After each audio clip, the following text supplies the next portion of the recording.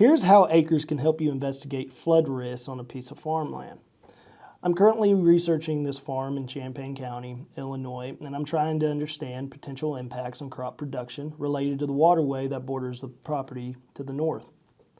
Starting with the flood layer, we can see that there are some areas on the southwestern side as well as along the northern side of the parcel that are at higher risks of flooding. Next, I can use the elevation layer to understand where and how water moves throughout the farm. We find there's an elevation difference of about 6 feet across this property, sloping down from the southwest to the northeast. This is good because it suggests that excess water will gradually make its way towards this waterway and be drained off the property. For a better picture of how this farm sits within a larger landscape, I'm going to use Add Shape tool to draw a bigger box around it. Now I have a custom selection of approximately 3,300 acres, and I'm still using the elevation layer.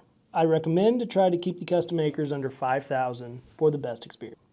We can see that in the event of flooding or heavy rains, lots of water from the south is likely to move across the property to this waterway and out to the northwest. This could pose a potential problem, but with the right infrastructure in place, like drainage and tiling, this could help mitigate this issue. Now that I have an understanding of how water moves across this farm, I want to determine whether there has been a historical impact on crop health. I can investigate this using the NDVI layer or Normalized Difference Vegetation Index. NDVI indicates plant health based on light wave reflections and provides insights into potential problem areas.